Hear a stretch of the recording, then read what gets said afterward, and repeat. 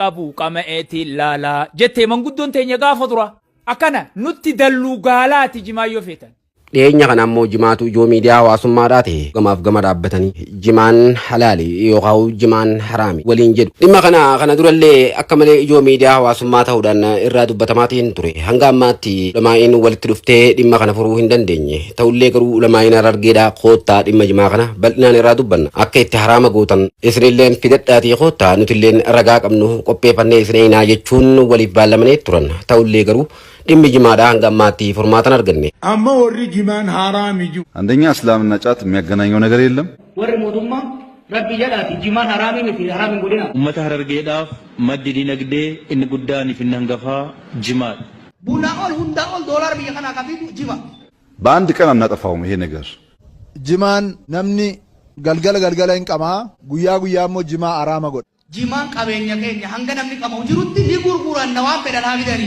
caati warri halaala jedhee dhiibullee ima jira jimaan haraami miti caatin haraam እሺ አላህ አክበርን ጊዜ ብር ሲከነኒ ሐላላ ጊዜ ጅማ ሐራማቱን ኤሳ ዱፍቴራማ ጋፊ ሌቴኛ ገሪን ኬሰን biyya dimokiraasii jirtanii mi yookiyaa gariin keessan yaadni nama tokko kabajamaadhaa beek namuu yaada qaba maaliif akkan ayyaadutti yaadini maaliif akkan allaalutti laalini jechuun zamana keenya har'aa kana keessatti waan fakkaatatii miti beeka kulli waan nama mammaraachuu farsho haram janinje biddeenni nama mammaraachu nyaataa dhugaatiin nama mammaraachitu akkasuma jimaaleen nama mammaraachu akka farshoo nama mammaraachitu jechu jimaan akkuma farshoo nama mammaraachaa namni jiru dhibbatti ni kijibe Sheikh Musa su'aala leenci dagaa qalloo namni haasawa jimarraa qabdan yoo makiinaan isinii mijjaawe makiinaa teessan kaafadha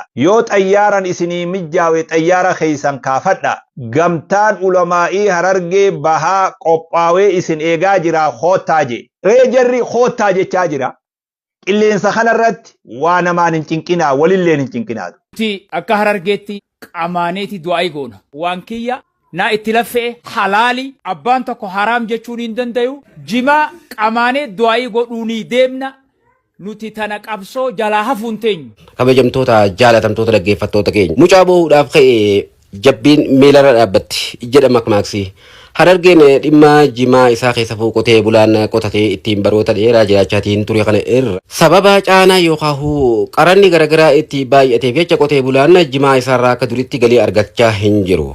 Kanaafi rakkoo hamtuu keessa jirti. Rakkoo tan ammoo falachuudhaaf yaalanillee furmaata dhaban. Sababni maal akka ta'e hubachuullee hin dandeenye. Dubbiin garuu sheeyitichaatu haraama jedhe ija'an malee sheeyitichi kan jedhe Abiyyi Ahmad duubaan jedhe yookaan tibbana jedhe Abiyyi Ahmad jimaan haraama ta'uu sheekotii hunda walitti qabee gurratti hime. Namni dhimma isaa irraa dubbatee hin jiru. Abiyyi Ahmad afaanii baafateetiin jimaa balleessuudhaaf akka karoora qabu dubbatee isinillee nu gargaara jechuudhaan sheekotitti dhaammate.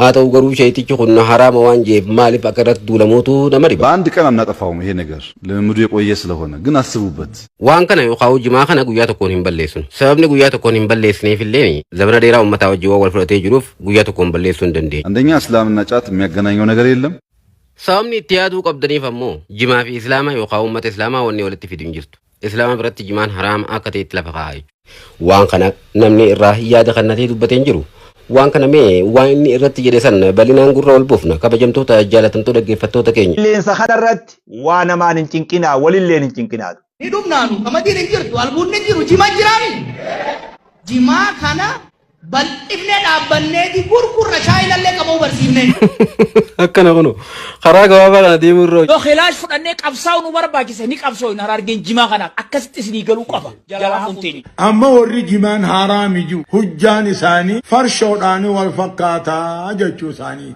ani nama jimaa qabee makiinaa garagalche nagar nama farshoo dhugee makiinaa garagalche arge an nama jimaa qabee haadhatti daame nagarre nama farshoo dhugee haadhatti daame dhagee nama jimaa qabee obboleettii ulfeesse nagarre nama farshoo dhugee obboleettii ulfeesse arge nama jimaa qabee tuubboo bishaanii keessa karaa makiinaarra rafe nagarre nama farshoo dhugee tuubboo keessa ciisu arge immoo wallahi yoo dubbiin galteef farshoodha jechuun kullumaa khamara al-aqla wa fattara al-badana an al-amali ja'an nabi hadithni kun gamni duraa ka arba'aati خرابودا خا إمام محمد وان سرين مجيجيري هذا في جارتي والنما والله كسو جيجو وان قامل آفسه أولكئ فنجان صدرا غيفتشو نمدت نفسيسو جيجو نياتما نيانو خانا ميو بدين نياتشو باني نمني جباته خئ حاجابه ودلقچون دنده نفراتا فراچيس أمو فرشو دوغو جان فرشون سرين مجيجيري هذا في جارتي نما والله كسو أولكاتي فنجان صدرا غيسون دنديس فرن نما فنجان سفت أمو جما أغو نياتن جماني في بني أبلي جنوما بني النشاط ما فيدا وهكذا جمان النشاط ما فيدا rahmatummaan gara bal'inni si galee miti ummata jimaa qabuu fi lafa jimaan biqilchitu fakkaata. Jimaan haraama warri jettan kuni amma fakkeenyaaf warri jimaan haraama jettan kun ijoolleen isin masjiida ijaarra rakkataa gargaarra markaza ijaarra jettanii birriirraa guurtan kuni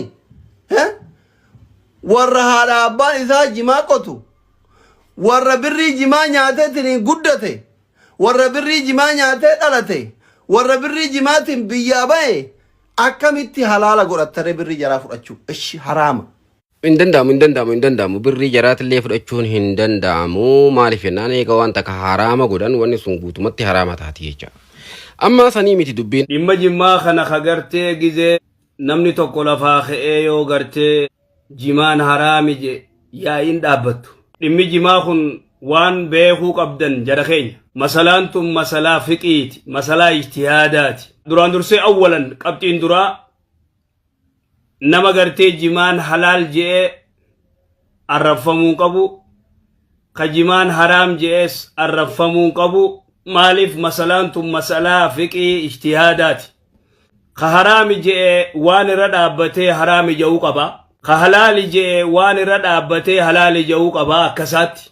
jimaan haraama fi halaala ta'uu itti dhiisaati waan garuu miidhaa jimaan fiduu danda'u. Jimaan miidhaa ni fida eeyyeen ni fida. Gabaa jimaadhaa babal'isuu waan tokko taatee osoo jirtuu garuu miidhaa jimaan fiduu danda'u irratti fokas. Jimaan miidhaa oga jaan miidhuma gartee dubartii fi jaarsaa qofa irratti hin deebina. Dargaggoota keenya egeree dargaggoota keenya akkam godhaa jira. Namni hojii malee taa'uu kana fa'aa ilaalchisuudha waan takka yaada kannatee ture Sheekh Anwar Yusuf Guyyaarraan kana.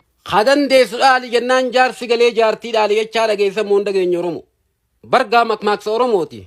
Sheeytichi waan jimaan ta'e irraa hin beekne jimaan kana jimaan sanii magarro'oo diimaa yoo gaafatan maddaan beekuu isaa rabbi beekaa beek. Sheeyticha san jecha. Sheeytichi gartee akkuma itti himame dhageetaa jimaa qabee hin beeku waan jimaan ta'e hin beeku jimaan haraama jechuu danda'a. Sheekotiin Harargee ulamaa'onni gurguddoon aboo gakkootaa kitaaba keessan qabadhaati miidiyaa gubbaa dubbii jimaadhaa sana gabbuu isaatii yaanii qaatta inni godhanii jiran. Sheeytichi hin beeku tasuma gartee gaafii gaafatamee gaafii saniif deebisaa kanneen jimaan haraamii je. Ammoo jecha kana kajee Abiyyi Ahmadii paablikii sheekotii hunda walitti qabee jimaan haraama ta'uu itti hime waan kana irratti sheekotiin akka gargaartee jimaa kana balleessuu qaban irratti hojjanna waliin jedhanii walii galanii ture waan kana dhageessanii tanaafin bar kadan deessuudhaali jennaan jaarsi galee jaartii dhaalee makmaaksii Oromoodhaa suni abbichuu dadhabnaanii sheeticha miskiinticha waan beena gaddeebisanii Oromoo. Dubbii waan akkasii fakkaatti bara mee dhaggeeffachaan wajjin turtii taasisa ajaa'ibaa jira bara. Jimaan namni galgala hin qamaa guyyaa immoo jimaa haraama godhe. Dubbiin akkana kun Shimallis. Elaal warri jimaan haraama fi halaala jee asii ajandaa uumeen rakkisaatiin jiru jimaan Shimallis Abdiisaatiif halaali Abiyyi Ahmediif garuu haraami. Maaliif naan jettee jechuu dandeessa? Waa'ee jimaa uummanni Harargee jimaa wal qabatee jiruuf jireenyi isaa wayitataa akka ta'e ni beekna. Kallattii mootummaa naannoo Oromiyaaf laannee lafti Finfinneetti kennamee jira nan beeka. Waldaan ijaaramee jira nan beeka. Faayinaansiin qarshii rakkina akka hin mudanneef baankiin garaagaraa akka gargaaru kallattiin taa'ee jira. Hojiichi maalirra akka jiru dhiyeenyatti hin beeku hin qorannaa kallattiidhaan garuu sirreessaa akka jiru odeeffannoo qabu jedhee yaada. Lafas laanneerra waldaas ijaarree jirra wanti hanqatu jiraannaan sirreessineetu gaaffii keessan bu'uuraan deebisuuf ni yaala. Amma deebii kana yeroo kannaa jirutti abbichuun jimaan halaala ta'uu isaati ganama jira jechuu gaafni kun bara 2019 gaafa Jawaar Mahaammad irratti hagaamiin taatee sababa sanii uummanni akka malee dallaniitiin hiriira baheetiin ture. Sababa sanii uummata tasgabbeessuudhaaf yeroo uummata keessa deemaa haasisaa turanitti Harargee dhaqee uummata wajjin marii taasiseetiin ture. Marii sana irratti abbichuun dhimma jimaa irraas gaafatameetiin ture jimaan tuttuqamuu eegalee gabaan jimaadhaa uummanni keenya gabaa itti fayyadaman jiru. Waan takka rakkoo uummanni itti kaase yeroo sanitti rakkoon jimaan babal'annee yeroon sun ganama turte abbichuudhaaf illee hoggasanaan goo qabate waan ta'eef. Innaa yeroo sanitti isa biratti jimaan halaali jecha amma immoo waan kana kaasee fi jira abbichuun bara boodaa kana erga deeqifate booda qarata achi godhaniitiin waa qotee bulaan argatu qabu caalaa mootummaan miidhaa isaa irratti godhee akka namni of jibbee jiru makanaa dalaguu dhiisu irratti hojjetame jechuudha. Sababni ammoo maal inni beektani abbichuu biratti jimaan haraam waan ta'eef usi dhaggeeffadhu. ልጆቻችን እየጨረሰ ነው ያለው ጫት። ጥርሳቸውን፣ ፊታቸውን፣ ደማቸውን መጥጦ እየጨረሰ ነው ያለው። በጣም መጥፎ ነው። Tuni ammoo dhugaa haala mun qabnedha. Wanni inni jedhee akkasi jimaan ijoollee teenya fixeetiin jira. Fuula isaanii, ilkaan isaanii, dhiiga isaanii xuuxee fixeetiin jira. Hedduu waan badaadha jedhe. Kun dhugaa haala mun qabnedha. Ammoo faaktiin jirtu itti aansee jiru tana faadha. Mi'ooti dhaggeeffadhu. ተማር ጫት፣ የሆነ ስራ ጫት። ለማንኛውም እንቅስቃሴ ጫት ልክ እንደ መኪና እንደ ነዳጅ የሚያስብ ትውልድ ይሄ እናንተ የምታስቡትን ሀገር መሸከም አይችልም። Barattoonnis yoo jimaa fayyadamu. Hojii wayii hojjechuudhaaf yoo jimaa fayyadamu. Sochii wayii xiqqishoo taasisu keessatti jimaa akka peetiroola makiinaatti yoo fayyadamtu taate dhaloonni kun biyya isin agartan tana baadhachuu hin danda'u. Kanaafuu hoo maal godhuu qabaree? Kanaafuu waa inni godhuu qabu si dhaggeeffadhu. በአንድ ቀን አናጠፋውም። ይሄ ነገር ልምዱ የቆየ ስለሆነ ግን አስቡበት። Waan kana yookaan jimaa kana guyyaa tokkoon hin balleessinu. Sababni guyyaa tokkoon hin balleessineef illee zamana dheeraa uummataa wajjin waan wal fudhatee jiruuf guyyaa tokkoon balleessuu hin dandeenyu. Guruu itti yaada. አንደኛ እስላምና ጫት የሚያገናኘው ነገር የለም።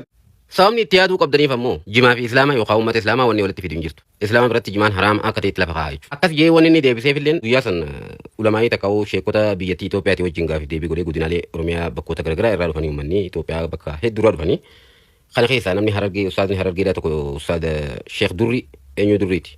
Namni jedhamu achi keessaa afaan Oromootiin gaafii tana gaafate waa'ee jimaa rakkoo jimarra deemaatiin jirtu gibira nuti baay'atee uummanni keenya jimaadhaan jiraataa baroota dheeraadhaa waan jiru gaafatameeti. Sababni jimaan baduu qabuuf uummata islaamaatii fi jimaa wanni walitti fidu hin jirtu ta dura takkadhaan je. Lammaffaa ረመዳንና ጫት የሚያገናኘው ነገር የለም።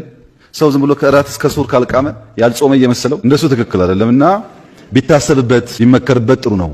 እየጎዳ ነው። በተለይ አንዳንዱ አካባቢ በጣም ችግር ነው። በተለይ አንዳንድ አካባቢ በጣም ችግር ነው። አከሰቹን ኢሳ ነው መጋፊ ኢሳ ጋፈተ ሰኒፍ ደመስ ትሬታ ወራ ሀረርጌቲፍ ከሰፉና ነው ነካ ሀረርጌ ራስ ነው ሄዱ ረኮ ጀቹታቲ ሂካን አከን ለመፋረቲ ረመዳን የውቃው ሶመና ፊ ጅማ ወንዲ ወለት ፊ ሂንጅሩ namni akkuma fedhetti galgala qaxararra hanga hiraaba hiraabatu yoo jimaa nyaanne waan soomane kan ittiin fakkaanne kun sirriidhaa miti je kanaafuu yoo itti yaadamee irratti mari'atame hedduu gaariidha. Keessafuu naannoon tokko akka malee rakkoodha. Kanaaf osoo nu gargaartanii waan kana balleessuu keessatti qooda nu waliin fudhattanii waan jiru dubbate. Keessafuu naannoonni tokko faan akka malee rakkoodha. Gaafii namni gaafate nama Harargeeti, Sheek Harargeeti deebii sana stireeta deebiseef jimaa ni balleessina, jimaan haraami jechuu uummatatti himaa waan jiru stireeta dhaameetiin jira. Jimaan akkasitti gartee keellaan adda addaa baay'atuun rakkoon jimarra dhufu kan mootummaa godhanii qabeenya qotee bulaadhaa kana gartee saamuun uummata Harargee kana miidhuun wanni dhufee fi asirraa dhuftee jechuudha dubbiin.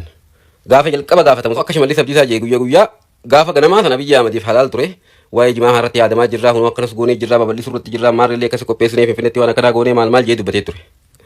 Irratti yaadamaa jiraa bal'isuudha hojjetamaa jiraa waan jiru dubbateetiin jira. Amma ammoo erga waggaa hangana ture akka fedhetti uummata kana gixxum godhatee qabatee booda gaafii namni sheekaa namni ustaasni sheekaa tokko achi keessa taa'ee ni qaanfadhe guyyaa sana gamalee ni qaanfadhe achi keessa taa'ee gaafate fuulaan dhahuun jimaan haraama maana gaafata waan akkana jechuudha akka jechuuti jimaan haraama baduudha qaba waan kana irratti mari'achuudha qabda waan jiru istireeta dubbatee jechuudha abbichuun guyyaa sanii kanaaf abbichuudha gaafa jalqabaa sana halaal ture amma haraama ta'e kanaatu deemaa jira wanni jimaa miidhaa jibarratti oofaatiin jiru kana qabatamatti garuu wanni lafarra jirtu dhugaadha jimaan miidhaan fidaa eeyyeen dhaloota doomsee jira dhaloota cabsee jira dhaloota balleessaa jira jimaan dhaloota dhufuuf jimaan hawwinu haa ta'u garuu gabaa isaanii babal'ifnaa qotee bulaan akka gabaa isaa babal'ifatanii goonaa jedhanii osoo irratti hojjetanii xiqqoon osoo uummataaf himin haala adda addaati waan Harargee qottee oomishattee fiduu dandeessu silaa fidanii uummata kanaaf wanni godhanii waan bareeddudha turte akkasitti fuulatti namaan dhayanii nama beeysanii tuffii ani hedduu dhagame gaafasanii tanaa jiraa gabaabdumatti yoo dandeessan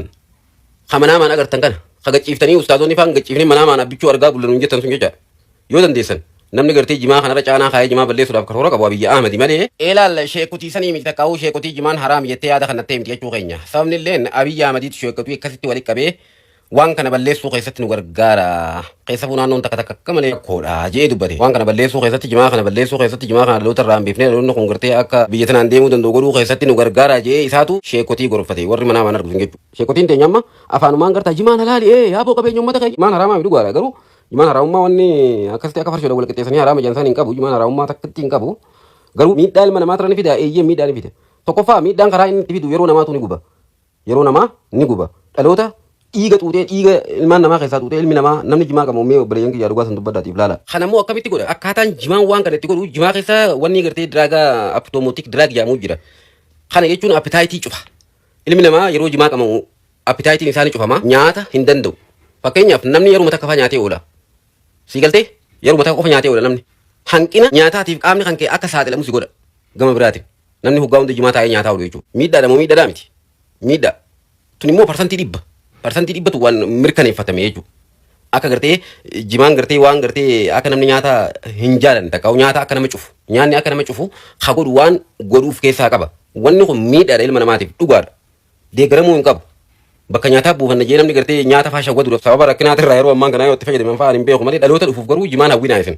Dhaloota dhufuuf jimaan hawwinaa jimaa ufiif hin qama'inaa gurgurachuudhaaf magaalaa farra oolfannaaf hajaati lolaa malee ufiif qama'uudhaaf akkatti looyina ufiif nyaatuudhaaf. Numaa gabbaatee nadhoon tun hundi tiktook kana hunda boqoo tana gugguuttatee nadhoon akka dhiiraatti obboleessu. Xiqqishoolleen qaanfataniis dhalaan faan gabbaatee jimaa afaan keessa guuttatee hin qaanfattuun jaan shamarran akkasiif faan. Amma inumaa ijoollee harargee bira dabarsanii ijoollee arsii hunda barsiiftanii nu as gubbaa intarneeta kana gubbaa tatteessanii shiishaa xuuxaa jimaa kana qamaata. Waan hedduu dhaloota doomse dhaloonni haala kanaan doomaa jira kun waan gaariidhaa miti dhalootaaf illee dhalootaaf gaariidhaa miti. Uummata keenya kana akkamitti gartee magaalaa isaa babal'ifnaaf uummanni keenya akka taa'ee hin qamaane gochuurratti akkamitti hojjenna waan jiru farratti oduu hojjetanii gaarii namoonni tokko tokko gabbaatanii afaan babbanuu dura takkaa'uu wamantaanii dubbatanii asirraa wacuurra jechuudha.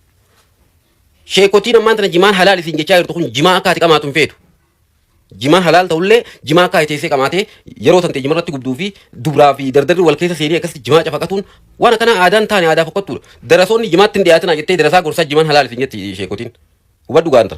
Darasa akkana jettee jimaan qamin jechaa darasaa ofii barsiiftu gorfataati jimaan halaal jettee dubbatti yoo ta'ellee sheekotiin teenya. Kanaafi waan kana gamanaan hubadhaa isin jenna uummanni keenya rakkoo akkaataa jimaa kanatti gabareen teenya babal'isuu qaban irratti akkaataa jimaan kun itti babal'atee uummanni keenya irraa fayyadamuu qabu irratti hojjedhaa malee. Baba namni tokko jimaan gabbee haraama jee akka isa fakkaatetti takkaa'uu qabee nagarree waan kana isheen kuni jimaan kun akkana jettanii keessa hubachiisuu danda'uu qabdaniif malee sababa saniitiif gabbaatanii ganda namaa fa'aa arrabsuun sirriidhaa miti. Sirrii miti obboleeyyan kiyya ganda namaatti hin tuqinaa ganda namaa. Ammas wanni isin beekuu qabdan ogguma hundaa'u ulamaa'iin namni sheekaa tokko namni ulamaa'iidhaa tokko tarabbiiti malee tanama hundaati ta islaama hundaati nama hundaaf wal qixa malee tanam tokko tagaree tokkooti miti. Kanaaf kan akkasitti beekuun hedduu barbaachisaadha. Sheekotiin illeen isin afeeranii jira warri gartee dhimma rakkoo jimarraa warri qabdan haraamummaa jimaatiif halaalummaa jimarraa warri rakkoo qabdan sheekotiin harargeedhaa ulamaa'iin gurguddoon muftiin gurguddoon koottaa nu gaafadhaa isin jedhanii gaafii isiniif dhiyeessaniitiin jiranii deemaatii isaanii wajjin mari'adhaatii waa'ee jimaa kanarratti fatwaa wajjin kannaadha irratti mari'adhaa wajjin godhaa malee hawaasaaf ajandaa baasuudhaan uummata kana akka daranuu ajandaa baafatee uummata ofiif rakkoon garagaraa itti jirtu sagalee uummataa kana ukkaamsuudhaaf rakkoo uummataa kana akka hin dhagamne gochuudhaaf waa'ee jimaa kana ajandaa gootanii uummataa kan tan hadaraa rabbii jaaluudhaa dhaabbadhaa isinillee gaariidhaa miti. Kun illee gabbaatee deebisaa kan dhufaaf maal ciqqamtaa miti dura gartee rakkoo ganda kan keessatti furime. Rakkoo ganda keenya keessa hedduutu harkaa qaba. Uummata keenya rakkoo hedduu harkaa qaba. Rakkoo takkaa fi lamaa miti uummata keenya rakkoon harkaa qabdu. Ajandaa jimaatiin uummata wanni hin godhina. Jimaa kagartee jalqaba maal akka ta'e jimaan isinitti himee Abiyyi Ahmed dandeessan Abiyyi Ahmediin kan nurraa buyyaane. Siitu rakkoo jimaa keenya kanarra fide jaati dubbadda. Duru eenyutu waa'ee jimaadhaa dubbatee beeka. Erga Abiyyi Ahmed dhufee na gargaaraa jee harka lafa galaatiin hojjechuu eegalee ammas ajandaa kana tolchee akka gartee uummanni daranuu walitti bala'u jedhuu fi waan kana godha inni ajandaadhaaf uummata kana wal nyaachisee jiraachuudhaaf waan fedhe uummata kana gidduutti lallaba. Dhaloota ayyaatee sitti hin fakkaatin. Nama dhaloota ayyaatutu dhaloota fidhaa gabbee durooidhaan dhaloota ofii bulchu halkanii guyyaa boombii lafatti gattuma. Kanarraa takkaan dubbannee haqa meeqaatam waan silaa dubbatamuu qabu meeqaatam hin dubbannee gabbaatanii waa'ee jimaatiif kana ajandaa nuu baaftanii uummata wal nyaachiftan gahee nurraa dhaabbaddaa isin hundi keessanuu nagaa barbaada uummanni keenya waan uummataa dubbadhaa malee waan uummata wal nyaachisu nutti hin fidina gahee dhimma jimaa kana booda nutti hin kaasnaa gahee.